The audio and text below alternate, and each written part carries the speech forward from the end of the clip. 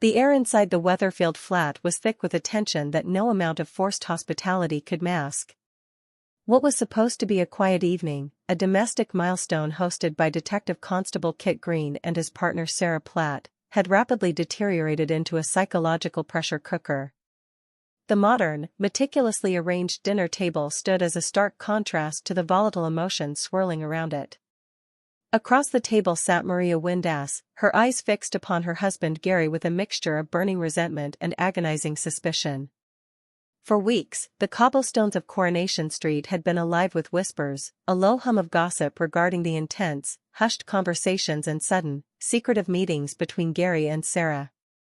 To Maria, the pieces of the puzzle fit together in the most painful way possible, pointing directly toward a clandestine affair that threatened to shatter her marriage. She could no longer contain the venom that had been brewing within her, choosing this very public, supposedly celebratory moment to launch her accusation, throwing the dinner party into absolute chaos. As Maria lashed out, the accusations hung heavily in the air, striking Sarah like a physical blow. Sarah sat frozen, her mind fracturing under the dual weight of Maria's public wrath and an entirely different, far more terrifying secret. The irony of the situation was suffocating. While Maria believed she was exposing a sordid romantic betrayal, the reality of the bond between Sarah and Gary was forged in a far darker crucible. They were not hiding an affair, they were hiding a corpse. The desperate glances exchanged between Sarah and Gary across the room were not those of forbidden lovers caught in a lie, but of co-conspirators drowning in the realization that their shared wall of silence was beginning to crumble.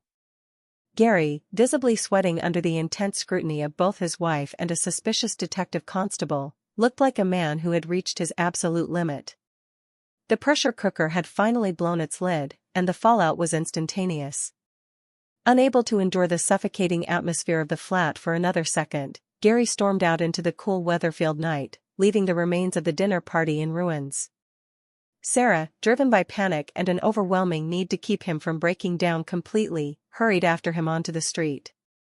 The contrast between the bright, domestic light of the flat and the dark, damp cobblestones outside mirrored the duality of Sarah's existence. Outside, away from Kit's prying eyes, the facade dropped entirely. Gary turned on Sarah, his voice shaking with a potent cocktail of anger, exhaustion, and fear. He told her in no uncertain terms that he could no longer carry this burden. He was risking his own marriage, his family, and his entire freedom to protect her, and the weight of the lie was crushing him. He could not keep covering for her, not when the cost was the total destruction of his own life. As Gary's desperate words echoed in the empty street, the narrative of that fateful night unfurled in a vivid, agonizing memory, transporting the reality back to the dark evening when Theo Silverton met his demise. The sequence of events had begun with a deceptive text message, sent from Todd Grimshaw's phone but orchestrated by a far more sinister hand. Sarah, believing her close friend Todd was in need of assistance, had walked blindly into a trap. She had arrived at the flat Todd had shared with his abusive husband, Theo, only to find the premises dark and imposing, surrounded by the skeletal frame of heavy scaffolding that had been erected for ongoing structural repairs. It was on the cold, elevated platforms of this scaffolding that Sarah's nightmare truly began. Instead of Todd, Sarah was confronted by Theo, who was heavily intoxicated and radiating malice. Theo, a man whose 13-month reign of physical and psychological terror over Todd had left deep scars throughout the community, was in a volatile, dangerous state.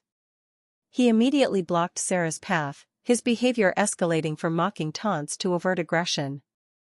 He intercepted her phone, cutting off any hope of her calling for help, and began to systematically tear at her emotional vulnerabilities. With cruel precision, Theo brought up the deeply painful memory of the infant son Sarah had lost more than 2 decades earlier, weaponizing her past grief to break her spirit. As the wind howled through the iron bars of the scaffolding, the confrontation took a distinctly physical and menacing turn, with Theo threatening Sarah with imminent violence. Trapped high above the ground, with a known abuser cornered against her, Sarah's survival instincts overrode everything else. In a state of pure, unadulterated terror, Sarah reached out blindly for anything she could use to defend herself.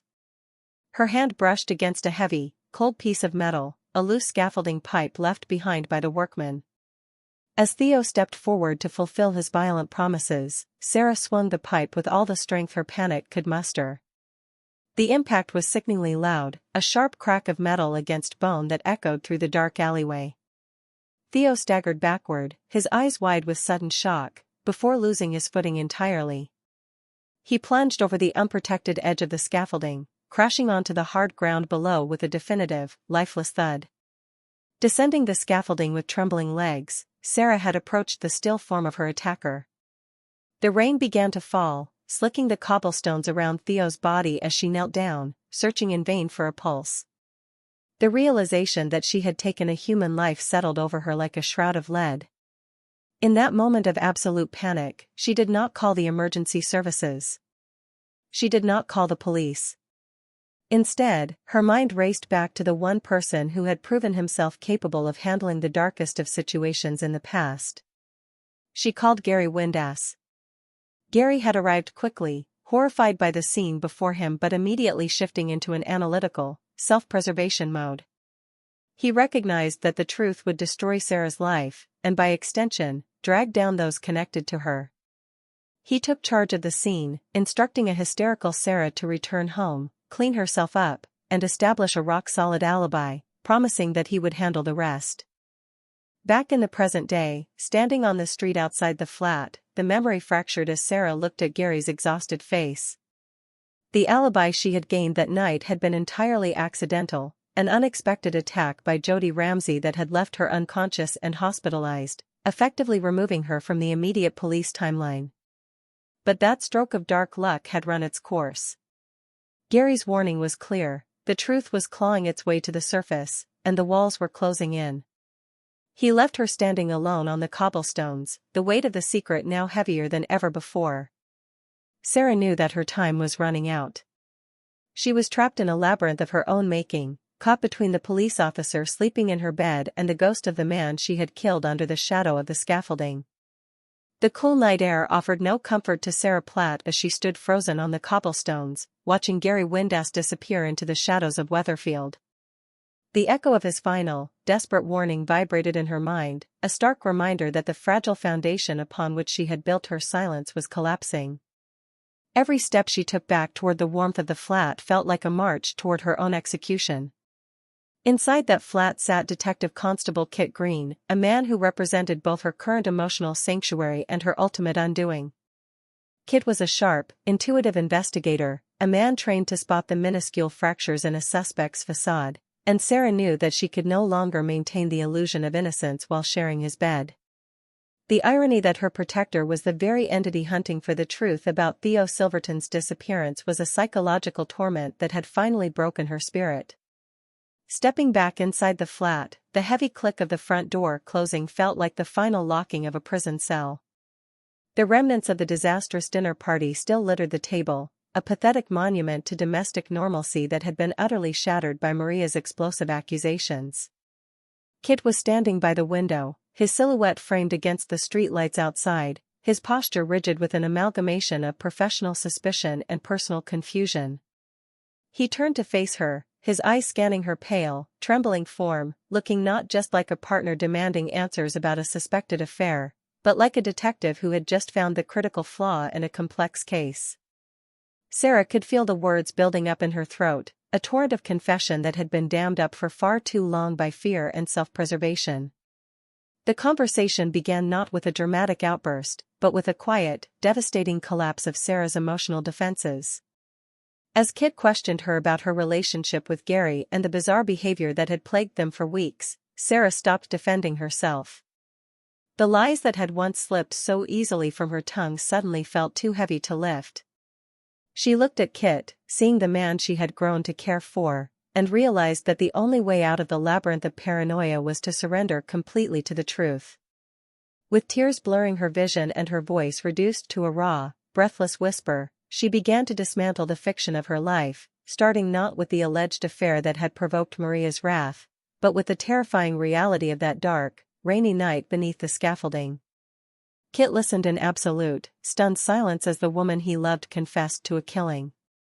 The transformation in the room was palpable, the domestic space transformed instantly into an interrogation room, the personal bond between them straining under the immense weight of professional duty. Sarah spared no detail, her memory vivid and unyielding as she described the suffocating terror of being cornered by an intoxicated, aggressive Theo Silverton. She recounted the cruel taunts, the weaponization of her long-buried grief, and the sudden, violent escalation that left her trapped high above the ground with no avenue of escape. She explained the blind panic that guided her hand to the loose piece of scaffolding pipe, the sickening impact of the blow, and the horrific sight of Theo plunging over the edge into the darkness below.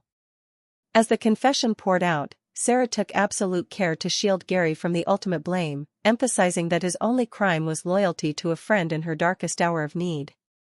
She confessed how she had panicked, how she had failed to call the police or an ambulance, and how Gary had stepped into the chaos to handle the aftermath, ensuring she could slip back into her life undetected. Kit sat down heavily, the sheer weight of her words pressing into him. As a police officer, every instinct he possessed screamed for protocol, arrests, and crime scenes. As a man who loved Sarah, he was staring at a woman who had acted in desperate self-defense but had compounding her trauma by burying a body and obstructing justice.